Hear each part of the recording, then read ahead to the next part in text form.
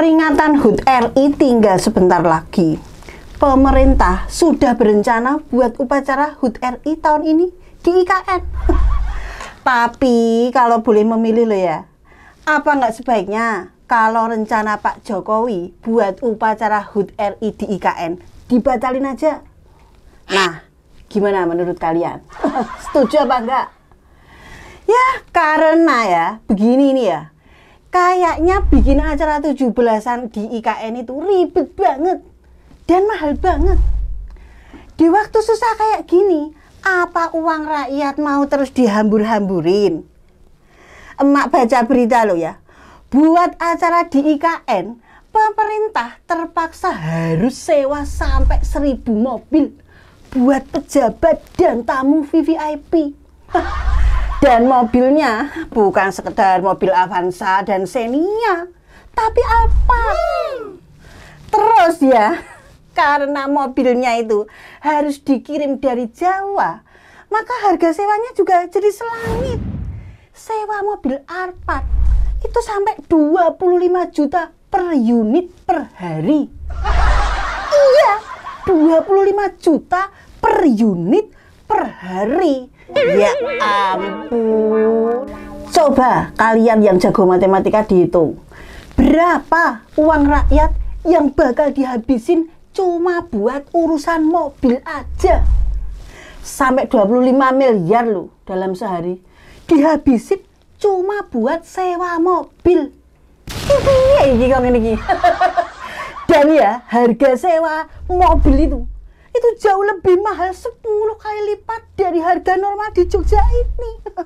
Kalau mahal kayak gini, apa nggak sebaiknya perayaan HUT RI di IKN itu dibatalkan aja?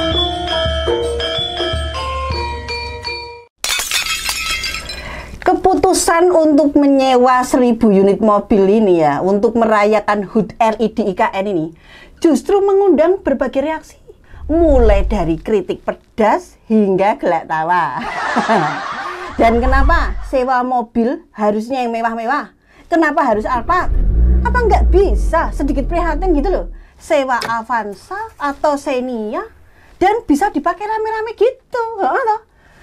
Kan bisa menghemat anggaran kalau kayak gitu. Lawang anggaran makan siang gratis saja bisa dipotong dari 15.000 jadi 7.500.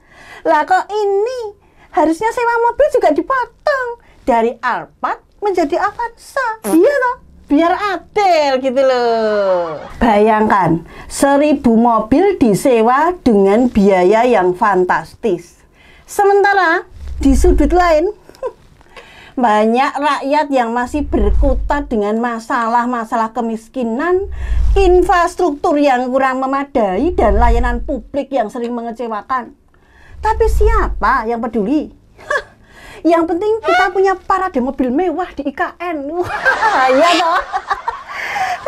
Alah. Dan ini nih ya, mobil-mobil yang disewa ini adalah mobil dengan bahan bakar minyak, bukan mobil listrik seperti yang dulu digembar-gemborkan sebagai masa depan transportasi ramah lingkungan di IKN. Di tengah kampanye besar-besaran untuk beralih ke energi bersih dan kendaraan listrik, alah, keputusan ini terasa kan seperti berjalan mundur ke masa lalu. Ibaratnya kita sedang mempersiapkan pesta besar untuk merayakan pencapaian masa depan, tapi menggunakan peralatan dari zaman nenek moyang. Ya, memang ya tidak bisa dipungkiri, mobil BBM itu masih mendominasi jalanan kita. Tapi bukankah ini adalah kesempatan emas loh untuk menunjukkan komitmen kita terhadap lingkungan? Tapi malah memilih opsi yang lebih konvensional dan kurang ramah lingkungan. Seolah-olah pemerintah itu berkata gini loh, kita cinta bumi, tapi ya hanya kalau yang murah dan praktis. Jadi ya, dengan sewa mobil 1.000 mobil ini, termasuk simbol kemewahan atau bencana lingkungan? Ayo, dipikir. Bayangkan betapa lucunya pemandangan di IKN nanti. Harusnya kita kan melihat mobil listrik canggih yang meluncur tanpa suara. Tapi ternyata kita akan disuguhi parade mobil BBM yang menderu-deru dengan asap knalpot yang mengudara. Ya seolah-olah kita sedang menyaksikan pertunjukan mobil balap tahun 90-an. Bukan perayaan hari kemerdekaan di era digital ini. Dan parahnya lagi, harga sewanya itu loh. Harga sewa mobil untuk IKN melonjak hingga 100%. Kita semua tahu toh, momen-momen besar seperti ini itu seringkali dijadikan ajang oleh beberapa pihak untuk mencari keuntungan sebesar-besarnya. Namun ya, kenaikan harga sewa hingga 2 kali lipat ini terasa seperti lelucon pahit loh bagi masyarakat yang sedang berjuang dengan kenaikan harga kebutuhan pokok. Selain masalah harga, kita juga perlu memikirkan dampak logistik dan lingkungan dari menyewa 1000 mobil BBM itu. Bayangkan, polusi udara yang dihasilkan dari ribuan mobil ini yang lalu lalang selama acara. Di saat kita nih ya berusaha keras mengurangi emisi karbon dan membuat lingkungan lebih hijau, langkah ini kan terasa seperti kontradiktif besar, ya kan? Mungkin kita bisa menghibur diri dengan berpikir bahwa asap knalpot ini kembang api perayaan yang unik. Selain itu, ada juga pertanyaan begini nih ya. Bagaimana cara mengatur 1000 mobil ini? Mungkinkah ini akan menjadi pertunjukan parkir terbesar di dunia? Bayangkan ya, juga para sopir ini loh, itu kan berusaha mencari tempat parkir di IKN yang masih dalam tahap pembangunan. Atau mungkin saja kita malah bisa menciptakan lomba baru nih. Parkir indah 1000 mobil. Aduh, sebagai bagian dari rangkaian acara HUT RI.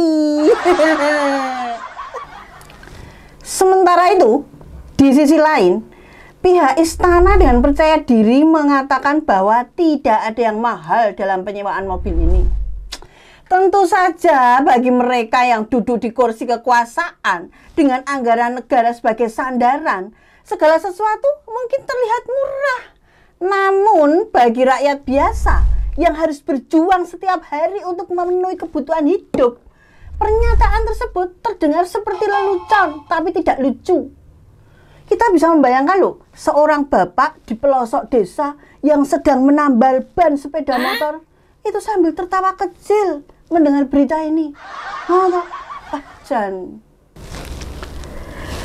Ya, apapun yang terjadi, mari kita berharap bahwa keputusan-keputusan seperti ini akan menjadi pembelajaran bagi kita semua.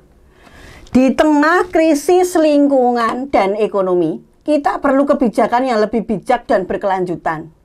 Semoga di masa depan perayaan HUT RI tidak hanya menjadi ajang kemegahan sesaat, tapi juga menunjukkan komitmen kita terhadap masa depan yang lebih baik.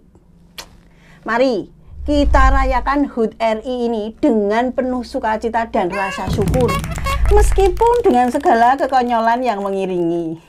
Bagaimanapun juga, kita adalah bangsa yang tangguh dan penuh humor.